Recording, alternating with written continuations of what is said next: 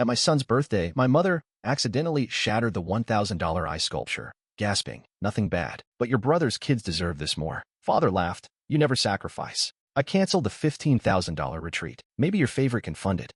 My son, Eli, had been counting down the days. Every morning for the past 2 weeks, he'd spring out of bed asking, "Is it today, Daddy? Is it my party?" And every morning I'd smile and say, "Almost, but." So when the big day finally arrived, I wanted it to be perfect. We rented out an entire botanical garden in Pasadena. The whole place smelled like citrus blossoms and fresh-cut grass. There were little fairy lights strung between the trees, custom cakes shaped like dinosaurs, and an elaborate ice sculpture centerpiece carved to look like a T-Rex hugging the number 5. I paid $1,000 for that stupid thing, but Eli had seen it in a picture and begged for it. I'm Aaron. I'm 38, a single dad, and yeah, I've made a name for myself in architecture circles. Our firm designed half the glass towers downtown, but none of that mattered today. Today was about Eli. The kids ran around squealing, parents sipped champagne, and I let myself relax for the first time in what felt like forever. Until I heard that voice. Well, that's a bit much, don't you think? My mother, dressed in pearls and judgment, stood by the sculpture with a plastic smile. She was holding a glass of Chardonnay like it was a shield. "I thought you said this was just a little party,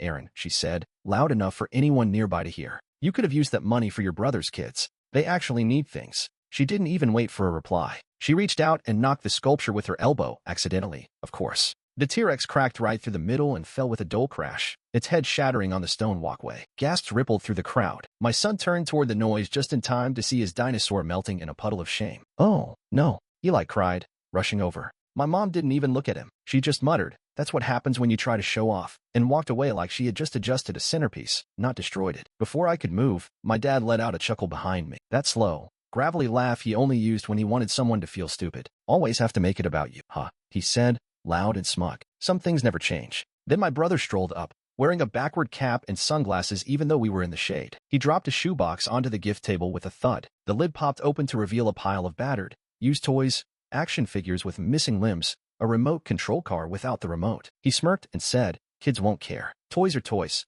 I couldn't even speak. My fist clenched, my chest tight. Every bone in my body screamed at me to say something, to scream, to throw every cruel word back in their faces. But I didn't. I just nodded once, slowly, and turned away. I walked over to Eli and knelt beside him as he touched the broken ice, his little fingers wet with cold tears. "It's okay, buddy," I said softly, though my jaw ached from how hard I was grinding it. "We'll get another one." He nodded, trusting me. And I realized, in that moment, I didn't need to scream. I didn't need to fight. I just needed to remember this. Because something inside me had shifted, permanently. The apartment was quiet when we got home. Eli had fallen asleep in the car, his little hands still sticky from frosting. I carried him upstairs, tucked him into bed, and stood there for a while just watching him breathe. So peaceful, so innocent. I walked back into the living room, loosened my tie, and stared out over the lights of downtown Los Angeles. That hollow feeling in my chest from the party was still there, pulsing like a bruise under the skin. My phone buzzed on the counter, another photo in the family group chat. This time it was my dad holding one of the broken ice sculpture pieces like a trophy. The caption underneath, "Aaron's $1,000 popsicle," and a string of laughing emojis from my brother. I didn't reply. Instead,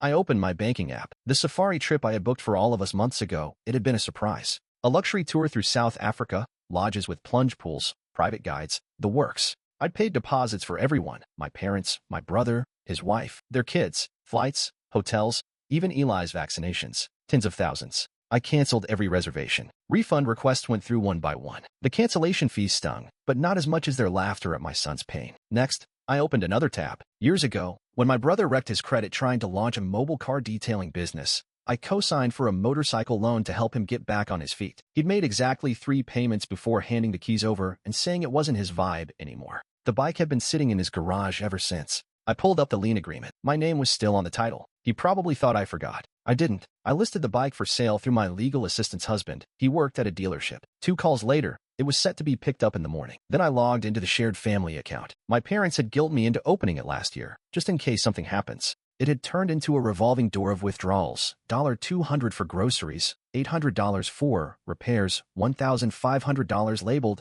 emergency medical that turned out to be a spa retreat for my mother and aunt. I revoked every access point, locked the account, scheduled it to be dissolved at the end of the month. My phone buzzed again, this time a doctored photo from the party. They had edited my face onto a Monopoly man holding ice cubes. The group chat title had even been changed to Aaron's Frozen Assets. I didn't respond, not even a haha. Then a text from my mother. "Why are the accounts frozen? You need to explain yourself." I typed back 2 sentences. "Let your chosen heir figure it out. I'm done." I turned off my phone, The city below shimmered like it always did. Eli stirred in the other room, murmuring something in his sleep. I sat on the couch and breathed deep, full, grounding breaths. For the first time in years, I felt something like peace. It turns out detachment wasn't cold or bitter. It was quiet and powerful. By the third day, I knew they'd noticed. The group chat had gone silent after my last message. No memes, no photos, just nothing. But they couldn't help themselves for long. The first ping came on a Tuesday morning. A text from my brother. "Hey man, kinda weird my bike's gone. Did you move it?" I ignored it. An hour later. "Also, I got a notification that the family account isn't working. Is there like maintenance or something?" I still didn't respond. Then he switched tactics. He posted a photo on Instagram, him in a white robe, lounging on a deck chair with cucumber slices on his eyes and a mimosa in hand. The caption read, "Spa life. Manifesting abundance #grind never stops." 15 minutes later, he texted me again. "Need $3,000 to kickstart my new venture. Big opportunity. ROI is insane. Let's talk." I didn't. Instead, I watched. Over the next few days, their tactics grew more desperate and more transparent. My mom called twice and left a voicemail each time. The first one was calm. "Hi honey, just wondering if you had time to chat. We love you." The second one, not so much. "I don't know what's gotten into you. Your father and I are very hurt. This behavior is cruel." Cruel, right? My dad sent a text too. One line. "Guess you've forgotten who raised you." I almost replied to that one. Almost. But instead, I opened my laptop and pulled up a folder labeled Receipts. Years of transactions, co-signed loans, birthday checks, credit card bills I'd paid. Just this once. And as I scrolled through it all, I realized something that made me laugh. Not out loud, but a short, breathless sound. They weren't mad because they needed me. They were mad because I had stopped needing them. The guilt they used to dangle over my head, it didn't work anymore. I wasn't pacing the floor, wondering if I'd gone too far. I wasn't writing checks just to avoid their cold shoulders. I was calm. I was clear. And for the first time, I could see their love for what it really was. Conditional, transactional, thin. Eli asked me that night if we could make pancakes for dinner. I said yes. We sat on the couch, watching cartoons, his plate in his lap, syrup on his chin. He leaned his head against my arm and sighed. I didn't need anyone else. Not anymore. The text came from my dad 3 days later. "Dinner this Friday. Just us. No drama. Let's talk." I stared at it for a full minute before replying. "I'll come. Once. Don't test me." Eli was at his mom's for the weekend. That helped. I didn't want him anywhere near whatever this was going to be. Friday came too fast. I pulled into my parents' driveway right as the sun dipped behind the hills. Same house I grew up in. Same pale yellow paint. Same cracked driveway my dad never fixed, though he always talked like he was about to. Inside, the table was set like it was Thanksgiving. Cloth napkins, candles, my mom's company-only china. I should have known that wasn't a good sign. "Look at you," my mom said, greeting me with a thin smile and an air kiss. "So serious, even when you're not working." I nodded once. No hug, no small talk. My dad poured wine and gestured for me to sit. My brother and his girlfriend were already there, pretending not to notice the tension. I wasn't surprised to see them. "You didn't mention company," I said flatly. "Don't be like that," my dad said. "It's a family dinner." Family, right? We ate in a strange silence, everyone walking on verbal eggshells. Until, inevitably, the show began. My dad raised his glass. "To the prodigal breadwinner. May his heart soften and his wallet reopen." Everyone chuckled like that was clever. My brother reached into his jacket and pulled out his phone. "Hey, remember this?" He turned the screen to show a meme. It was a cartoon ice sculpture with my face on it, melting over a cash register. Caption, "Frozen assets, the Aaron story." I didn't blink. "Found it in the group chat archives," he said. "Classic, right?" "Real classic," I said, setting down my fork. "You know, some people frame baby pictures. You guys archive humiliation." They didn't laugh at that one. My mother jumped in, ever the peacemaker. "Let's not turn this into a thing. We're all just trying to move forward." "That's so," I said, because forward looks a lot like backward from where I'm sitting. I got up and stepped out to the patio. I needed air. Just a moment to gather myself before I left for good. Then I heard them, through the open window. "He's being dramatic," my mom hissed. My brother scoffed. "Always plays the martyr. He'll come around once he cools off. He just needs to feel important again." My dad added, "Use the kid if we have to." He's soft on that boy. Laughter. Not the loud kind. The smug, knowing kind. The kind that said, "We've done this before. We'll do it again." I stood there frozen, every muscle in my body tight. This wasn't a peace dinner. This was an ambush and wrapping paper. A performance, and I was the unwilling audience. I walked back through the dining room without saying a word. "Where are you going?" my mom asked, her smile starting to crack. "Home," I said. "You should try it sometime, living in your own mess." Then I left. Their laughter didn't follow me this time, just silence. That night, I didn't sleep. I sat at the kitchen table, my laptop open, the dim light above casting long shadows on the countertop. Eli was at his mom's. The apartment was silent. My mind wasn't. I kept hearing their voices, that fake toast, the smug laughter, the window's betrayal. "Use the kid if we have to." I stared at the folder on my desktop labeled family expenses. I created it years ago to keep track of everything. Rent I paid when my brother couldn't make it, transfers labeled emergency, Vacations my parents claimed to split, but never did. I opened it, and then I opened more. Bank statements, emails, screenshots from the family chat, times they mocked me, guilted me, cornered me into paying again and again, and voice memos. I'd started recording some of the worst calls months ago. Back when I was still trying to convince myself I was imagining the disrespect. I wasn't. By 2 in the morning, I had a working folder full of evidence. Organized, labeled, ready. My father's retirement gala was in 2 weeks, hosted by his old real estate firm at a rooftop hotel downtown. 80 confirmed guests, clients, colleagues, friends. It was supposed to be his moment, the grand send-off, the night where he'd be toasted as a legend. That made it the perfect place to tell the truth. This wasn't revenge. I didn't want to humiliate him. I wanted freedom. I wanted to step into a room full of people who only knew one version of my family and show them what that legacy was built on. Financial exploitation, emotional manipulation, silence traded for status. At 3:11 a.m., I texted my assistant, Lacey, hey, I need help building a presentation. Need it tight, clean, professional. We're not going to court. We're going to a gala. She responded 3 minutes later. Lacey, understood. No questions asked. That's why I hired her. I opened a blank slide deck and titled it, Inheritance, a Legacy of Leverage. It wasn't about money anymore. It was about liberation. This time, they were going to hear me, and they weren't going to laugh. The night of the gala, downtown Los Angeles glowed like a lit matchstick. Every window in the rooftop hotel shimmered with promise. The ballroom was all velvet and gold, high ceilings, soft jazz, champagne towers. Everything my father loved, grandeur, applause, and the illusion of being untouchable. I arrived right on time. Tailored black suit, polished shoes, clean-shaven, a leather briefcase in hand. No gift bag,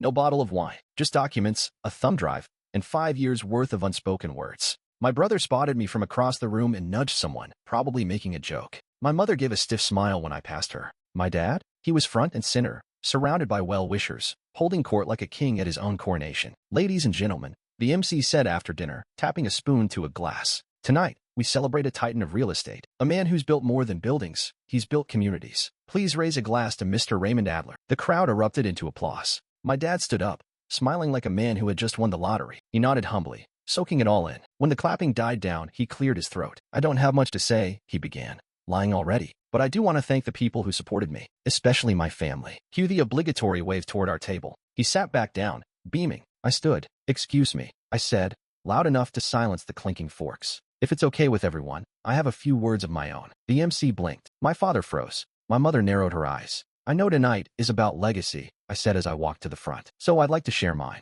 I opened the briefcase and pulled out a thick manila folder. I placed it gently on the podium, then pulled out a USB drive and handed it to the AV guy. Please play the audio labeled Family Archive 2. A quiet buzz filled the room. The screen behind me came to life with a waveform, and then my father's voice from the dinner weeks before. He'll come around once he cools off. My mother, just use the kid if we have to. There were audible gasps. Chairs shifted. Forks dropped. Next, I clicked to the first slide, a spreadsheet of over 100 transactions. Payments to my brother's debts. Monthly deposits into a shared family account. Mortgage payments. Vehicle repos. Vacation invoices. All under my name. These aren't gifts, I said. These were obligations, unspoken but expected. A price I paid to stay inside this family. Slide 2. Screenshots from the family chat. Mocking images. Memes. Conversations behind my back. Slide 3. A breakdown of how much I'd given in the last 5 years. Just over $164,000. My father stood up, red-faced. This isn't the time or place for. I cut him off. It's the perfect time. Because this event, this performance,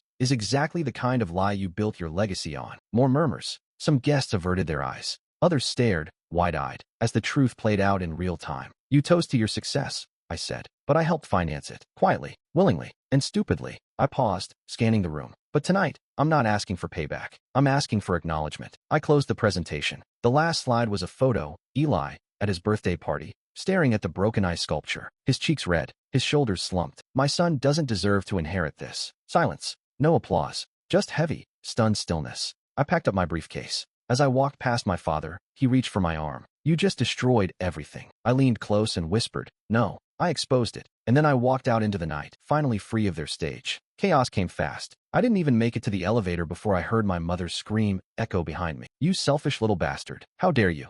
The ballroom had erupted. My brother tried to storm after me, but security stopped him at the door. I could hear my father barking orders. Get that presentation down. Turn it off. But it was too late. The room had already seen everything. I stepped into the elevator, straightened my jacket, and pressed the button for the lobby. My hands were calm, my breath steady. By the time I reached the valet stand, my phone had already started vibrating. 10 missed calls, then 15, then 30. Back upstairs, things had spiraled. Lacey texted me a photo. My brother's fiancée, who hadn't known about the loans he took out in my name, had thrown her drink in his face and walked out. That relationship ended before dessert was served. My dad tried to deny it all, calling me a bitter, dramatic liar to anyone who would listen. But the documents I showed were too detailed, too real. Some of the guests had already pulled up their phones and found the business accounts with my name listed as a co-signer. The bank statements, the photos of the broken ice sculpture. The shame hit them like a wave. That night, I posted one thing on the now-muted family group chat. I'm selling the family condo. It's in my name. All future support is canceled. Enjoy the fallout. No one replied. The condo was a 3-bedroom unit in Redondo Beach. I'd bought it under my LLC, back when my parents begged me to invest in something safe for everyone. My brother had used it like a hotel, my parents like a tax haven. Now it was listed with a broker, and I had 3 serious offers within the week. Every bridge they thought was fireproof. I burned it clean. The next day, my father called 5 times. Then he texted, "You're making a mistake. We're still family." I didn't respond. My brother's tone was different, more desperate. "I'll pay you back. Just don't destroy what's left." I screenshotted his message, then blocked him. My mother tried a guilt angle. "Your father hasn't slept. He's lost weight. Your brother is heartbroken." I sent her a one-word reply. Good. That night, I sat on the balcony of my apartment, legs propped up, glass of wine in hand. Lacey had sent over a final copy of the slide deck, now saved in a private backup folder, just in case. Down below, the city buzzed as it always did. Life moved on, and for the first time in years, I felt no guilt, no lingering what-ifs, only silence and relief. I hadn't burned a family. I'd cut out a tumor, and in its place, I was finally growing something else. Boundaries. It was a Tuesday morning when the email came in. Subject, unrecognized loan activity. Urgent verification required. At first, I thought it was spam, some phishing scam trying to get my info. But the sender was real, my bank. I clicked through, and the blood in my veins turned cold. A $30,000 personal loan had been taken out in my name 2 weeks ago. I hadn't signed a damn thing. I called the fraud department immediately. The rep on the phone confirmed it. Full amount dispersed. Payment scheduled to begin in 30 days. The application was submitted online, digitally signed, and verified with a copy of my ID, an ID I hadn't shared with anyone in years, except family. "Do you have a cosigner or someone authorized to act on your behalf?" the rep asked politely. I didn't need to think about it. I knew exactly who did this. "Submit the fraud report," I said. "I'll be in touch with law enforcement." After the call, I pulled up the bank documents. The digital signature was clumsy, my name written in a way I hadn't signed since college. A poor forgery. And then I saw it. The security question answer used to verify the application. "What was the name of your first pet?" Only 2 people ever knew that. My mother and my brother. I stared at the screen, jaw clenched, every nerve in my body buzzing. They hadn't just used me. They had stolen from me. Again. But this time, it was a felony. I called my lawyer, forwarded the documents, and set up a meeting for the next day. Then I got in my car and drove. Not to the bank, not to my office. To the house. Their house. The same one I used to mow the lawn for, fix the gutters on, wire money into every month just so they wouldn't fall behind. I parked across the street and stared at the porch light flickering like a warning. This wasn't about revenge anymore. It was about closure. I was done giving them the benefit of the doubt, done letting their guilt dress up as love. I walked up the steps slowly, each one heavier than the last. Knocked once, then twice. This time, I wasn't here to beg or to explain. I was here to confront the last debt they owed me. The truth. The door opened halfway before my mother peeked out. "Aaron," she said, surprised but already defensive. "You should have called first." I didn't move. "I know about the loan." Her face went pale in an instant. That flicker in her eyes, like a fuse being lit. She opened the door wider, ushering me inside like we were about to talk about dinner plans. In the living room, my father sat stiff on the recliner. My brother was on the couch, hunched over, chewing on a thumbnail. No one said anything for a few seconds. I stood in the center of the room and dropped a folder onto the coffee table. Bank documents, fraud report, digital signature, and a copy of the IP address that submitted the application. I looked straight at my brother. "It traces back here." My mother gasped, like that meant something now. My father crossed his arms. "This is a misunderstanding," he said quickly. "Your brother didn't mean anything by it." I laughed once, cold and short. "You think that's a defense?" My brother stood up, hands raised like he was surrendering to the truth. Okay.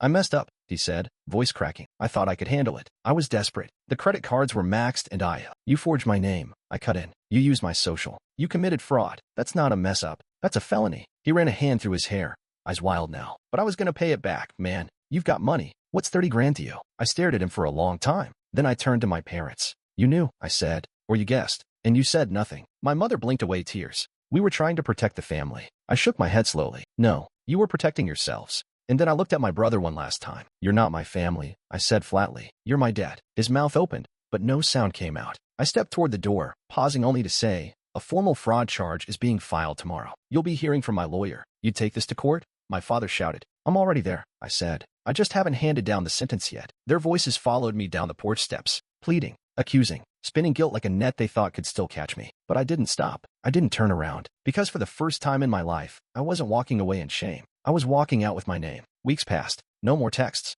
No more surprise calls. No more late-night guilt trips disguised as check-ins. The fraud case moved forward. My lawyer handled the filings while I focused on things that actually mattered, like picking Eli up from kindergarten, planning weekend hikes, teaching him how to make French toast without burning the bread. The little things. The real things. For the first time in years, life felt still. I worked fewer hours. I handed off some clients. I started sleeping better, dreaming less about confrontation and more about nothing at all. A quiet mind was something I'd forgotten existed. One Friday evening, Eli and I sat on the living room floor building Lego towers. He told me he wanted to design theme parks when he grew up. Not just rides, he said. Like whole cities, with trees in the buildings. You mean like a landscape architect? No, he said, sticking a red block to a yellow one. Like a architect. I smiled at that. That's a new one. Yeah, he nodded. Very serious. It's what you are. The next morning, I opened the mail and found a letter from the fraud division confirming the investigation had been escalated. A case number, a scheduled deposition, and a line that made something settle in my chest. Victim status acknowledged. Charges pending.